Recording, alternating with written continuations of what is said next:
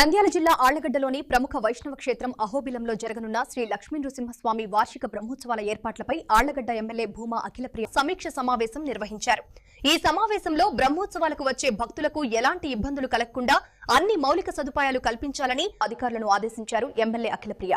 తాగునీరు, విద్యుత్, పారిశుద్ధ్యం, భద్రత, రవాణా వంటి అంశాలపై ప్రత్యేక దృష్టి సారించాలని సూచించారు. అన్ని శాఖలు సమన్వయంతో పనిచేసి బ్రహ్మోత్సవాలను విజయవంతంగా నిర్వహించాలని స్పష్టం చేశారు.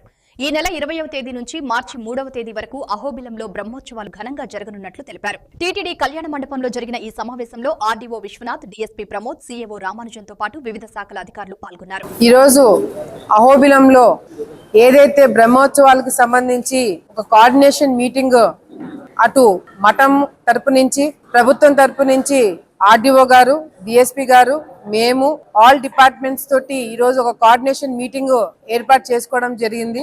ఏదైతే అహోబిలం నరసింహస్వామి బ్రహ్మోత్సవాలు ఫిబ్రవరి 21వ తారీఖు నుంచి మార్చి 7వ వరకు జరిగే ఈ బ్రహ్మోత్సవాల్లో ప్రజలకి, భక్తులకి ఎటువంటి ఇబ్బంది కలగకుండా అందరూ ప్రశాంతంగా వచ్చి స్వామివారి దర్శనం చేసుకొని సురక్షితంగా వాళ్ళ ఇళ్ళకి పోయేటట్టుగా కూడా అన్ని అరేంజ్మెంట్స్ ఏ విధంగా చేయాలి, ఎవరు ఎంత కాంట్రిబ్యూట్ చేయాలా, ఏ విధంగా కాంట్రిబ్యూట్ చేయాలని చెప్పి ఈ రోజు ఒక మీటింగ్, ఫస్ట్ మీటింగ్ అహోబిలంలో ఏర్పాటు చేసుకోవడం జరిగింది. రెండో మీటింగ్ కల్లా ఎంతవరకు పనులు జరిగినాయి, ఏమేమి ఇంతవరకు ఏ డిపార్ట్మెంట్ వాళ్ళు ఎన్ని పనులు చేస్తారు, ఏమేమి చేశారు అనేది కూడా మనకు రివ్యూ మీటింగ్ జరగడం జరుగుతుంది. అంతేకాకుండా ముఖ్యంగా భక్తులు వచ్చిన వాళ్ళకి తాగునీటి సమస్య కావచ్చు, లేకపోతే టాయిలెట్స్ విషయం కావచ్చు, లేకపోతే డ్రెస్సింగ్ రూమ్స్ కావచ్చు, ఇవన్నీ కూడా ఎక్కడ కూడా ఇబ్బంది కలగకుండా అన్ని విధాలుగా కూడా అన్ని ఫెసిలిటీస్ ప్రొవైడ్ చేసేటట్టుగా ఏర్పాటు చేస్తూనే ముఖ్యంగా పోలీస్ డిపార్ట్మెంట్ సైడ్ నుంచి భద్రత కల్పించడము, సీసీ కెమెరాస్, అదే విధంగా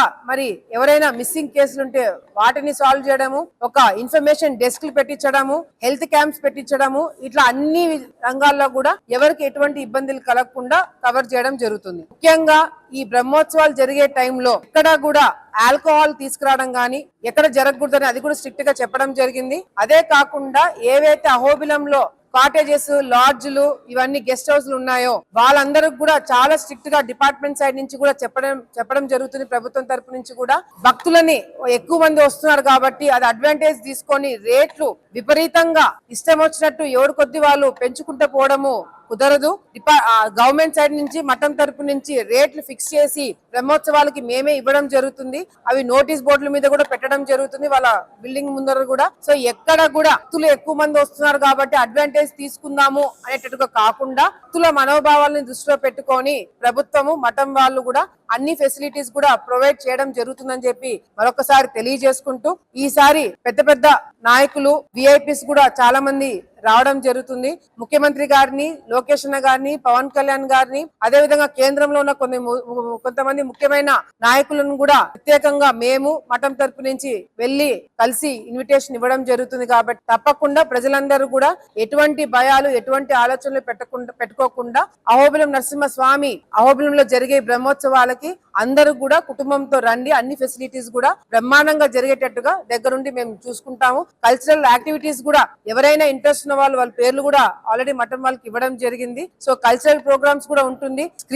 స్క్రీనింగ్ కూడా, ఎక్స్ట్రా స్క్రీన్స్ కూడా పెట్టడం జరిగింది. సో లోపలికి రాలేని భక్తులు కొంతమంది బయటనే వెయిటింగ్ చేసే వాళ్ళకు కూడా ఆ స్క్రీన్స్ లో అన్ని విధాలుగా కూడా లోపల జరిగే కార్యక్రమాలు చూసేదానికి కూడా అవకాశం ఇవ్వడం జరుగుతుంది. సో ప్రజలందరూ కూడా కోరుకుంటున్నాము, కొన్ని జాగ్రత్తలు పోలీస్ డిపార్ట్మెంట్ వాళ్ళు, మఠం తరపు నుంచి కొన్ని జాగ్రత్తలు మీకు వచ్చినప్పుడు చెప్పినప్పుడు దయచేసి అవన్నీ కూడా పాటించాలా. ఇక్కడ కూడా ప్రదేశాన్ని ఎక్కడ పడితే అక్కడ చెత్త వేయడము, ఎక్కడ పడితే అక్కడ స్నానాలు చేసి ఈ ప్రదేశాన్ని గలీజ్ చేయకుండా శుభ్రతంగా పెట్టుకోవాల బాధ్యత మాకెంత ఉందో భక్తులు కూడా అంతే ఉందని కోరుకుంటూ అందరూ కూడా బ్రహ్మోత్సవాల్లో టైంలో అందరూ కూడా రావాల్సిందిగా కోరుకుంటున్నారు.